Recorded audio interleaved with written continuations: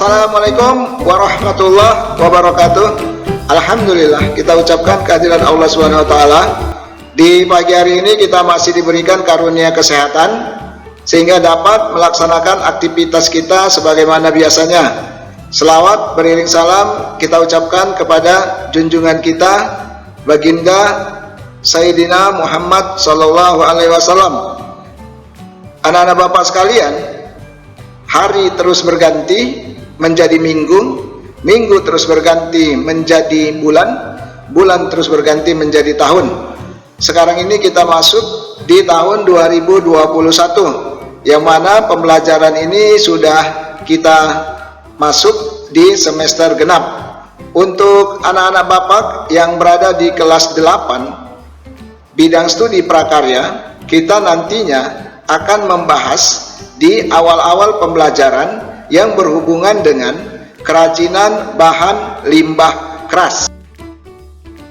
Di peta konsep kita akan membahas garis-garis besar yang nantinya menjadi arah pedoman agar materi yang disampaikan tidak menyimpang dari judul yang sudah ditentukan.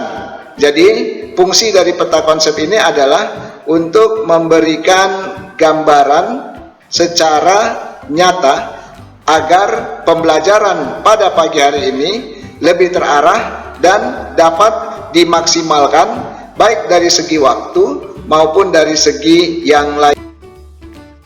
Anak-anak Bapak yang Bapak sayangi, di pembelajaran kita pada pagi hari ini kita harus mengetahui tujuan yang akan kita peroleh setelah selesai di dalam proses kegiatan belajar mengajar. Ada 3 tujuan pembelajaran yang diharapkan pada pagi hari ini. Tujuan yang pertama adalah anak-anak Bapak nantinya mampu mengucapkan rasa syukur kepada Allah Subhanahu wa taala tentang karunia yang sudah diberikan terhadap bangsa Indonesia berupa kekayaan alam yang cukup melimpah. Sedangkan tujuan yang kedua, setelah pembelajaran ini selesai, maka anak-anak Bapak nanti diharapkan dapat memahami pengertian sejarah, jenis, sifat, dan karakteristik dari bahan limbah keras berdasarkan rasa ingin tahu dan peduli terhadap lingkungan. Sedangkan tujuan pembelajaran kita yang ketiga pada pagi hari ini adalah nanti anak-anak Bapak diharapkan mampu merancang, membuat, menguji, dan sekaligus mengkomunikasikan produk yang sudah dihasilkan dengan penuh tanggung jawab dan rasa ingin tahu yang tinggi terhadap hasil orisinalitas ataupun keaslian dari karya yang sudah anak-anak Bapak kerjakan. Selanjutnya kita masuk ke materi utama dari kegiatan pembelajaran pada pagi hari ini. Di bagian A ada beberapa prinsip dari kerajinan bahan limbah keras. Bahwasannya anak-anak Bapak sekalian, terdapat 3 istilah yang sering disebut dalam suatu prinsip kerajinan bahan limbah keras dengan 3R, yaitu reuse, reduce, dan recycle. Masing-masing 3R ini memiliki suatu maksud tertentu, yang mana untuk reuse maksudnya adalah menggunakan kembali sampah yang masih dapat digunakan untuk fungsi yang sama ataupun fungsi yang lainnya. Sedangkan yang dimaksud dengan reduce, reduce ini adalah mengurangi segala sesuatu yang mengakibatkan sampah menjadi lebih menumpuk. R yang berikutnya adalah recycle. Recycle ini maksudnya adalah mengolah kembali atau mendaur ulang sampah menjadi barang atau produk kerajinan yang bermanfaat di dalam kehidupan manusia. Anak-anak Bapak sekalian, kita masuk di bagian B, yaitu jenis dan karakteristik bahan limbah keras. Bahan limbah keras yang digunakan dalam pembuatan kerajinan dapat dibedakan menjadi dua jenis, yaitu sebagai berikut. 1. Limbah keras organik. Maksudnya adalah limbah keras ini berdasarkan dari alam yang kandungannya itu bisa berupa tumbuh-tumbuhan maupun hewan yang bentuknya bisa pejal, solid, kuat, dan mudah berubah bentuk, baik didapat di daratan maupun di lautan. Sedangkan yang kedua, anak-anak Bapak perlu ketahui, limbah keras anorganik. Anorganik ini adalah suatu limbah yang terdiri dari kandungan bahan yang tidak mudah dihancurkan dengan alat biasa, melainkan harus menggunakan suatu teknologi tertentu, misalnya melakukan pembakaran, pemanasan, penghancuran, dan kalau bisa diupayakan itu menanam limbah anorganik ke dalam tanah dengan syarat sudah memenuhi AMDAL ataupun analisis dampak lingkungan. Anak-anak Bapak sekalian, kita masuk ke bagian yang C, yaitu pengolahan bahan limbah keras. Terdapat 5 tahapan di dalam melakukan proses pengolahan. Yang pertama adalah kita harus melakukan pemilihan bahan dari limbah yang memang kualitasnya bisa kita olah menjadi suatu bahan kerajinan. Yang kedua adalah kita harus melakukan pembersihan dari limbah yang sudah kita peroleh agar nantinya benda yang mau kita buat dalam suatu bentuk kerajinan itu bisa lebih menarik. Setelah itu, nomor 3 adalah kita melakukan pengeringan. Setelah kita bersihkan, maka kita melakukan pengeringan yang dapat dilakukan secara konvensional ataupun modern. Kalau mempergunakan konvensional, kita membutuhkan cahaya matahari. Sedangkan modern, kita membutuhkan suatu alat yang bersifat open seperti pemanas yang mempergunakan energi listrik.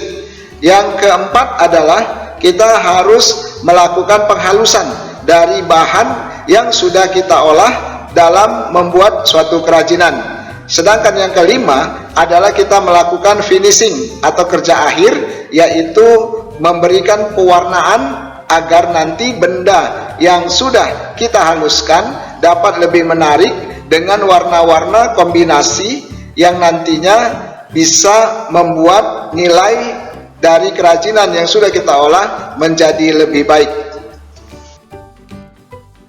Anak-anak Bapak yang Bapak sayangi, terdapat beberapa wilayah-wilayah yang memang Indonesia ini terdiri dari banyak pulau, sehingga dari beberapa wilayah-wilayah ini terdapat beberapa produk andalan yang nantinya dapat dijual oleh penduduk setempat ke masyarakat yang berkunjung di wilayah tersebut.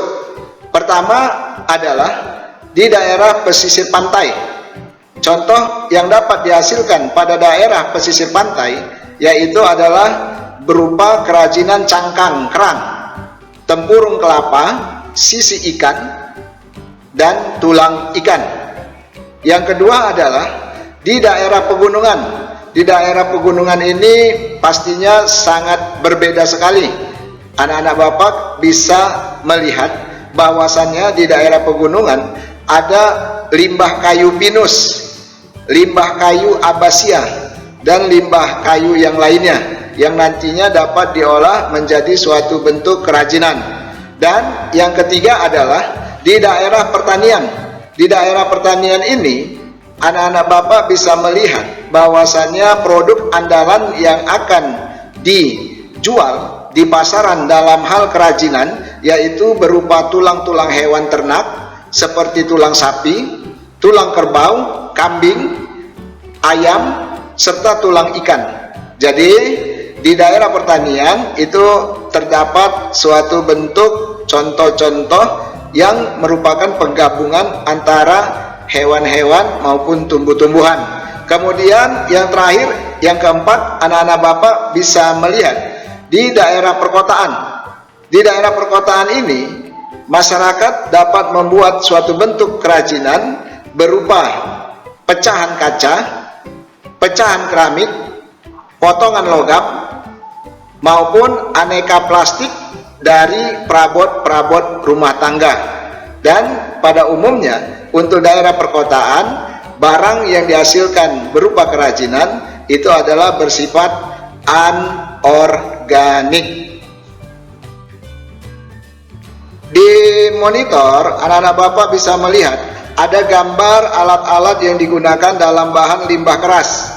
Alat-alat ini disesuaikan dengan fungsi dan kegunaannya. Di bagian atas sebelah kiri, anak-anak Bapak bisa melihat bentuk gergaji tangan yang sering disebut dengan gergaji besi, yaitu berfungsi untuk memotong benda-benda yang memang memiliki kekerasan ataupun kekenyalan yang sangat tinggi. Kemudian di bagian atas yang tengah, ini ada namanya martil atau disebut dengan palu. Martil ini fungsinya adalah memberi tekanan kepada benda-benda agar nantinya benda-benda itu bisa masuk ke dalam tempat yang sudah ditentukan dengan cara menokokkannya. Kemudian yang ketiga adalah gambar yang paling atas sebelah kanan. Ini sebuah gambar gerinda yang mempergunakan energi listrik dari PLN, sumber tegangan 220 volt, yang berfungsi untuk menghaluskan. Dengan prinsip ini gerinda bekerja dengan secara memutar, jadi dapat menghaluskan benda kerajinan yang sudah diolah ataupun untuk membuat suatu motif-motif tertentu. Sedangkan yang di bawah bagian sebelah kiri ini adalah gambar lem tembak. Lem tembak ini mempergunakan energi listrik agar dapat mencairkan bahan plastik untuk menghubungkan antara satu benda dengan benda yang lain. Kemudian yang di bawah pada bagian tengah itu adalah pisau. Pisau ini sering disebut dengan cutter. Anak-anak Bapak dalam penggunaannya ini jangan terlalu sepele karena bisa membahayakan, mengakibatkan kita nanti menjadi terluka. Jadi cutter ini sangat tajam dan perlu kehati-hatian di dalam penggunaannya karena keselamatan jauh lebih utama.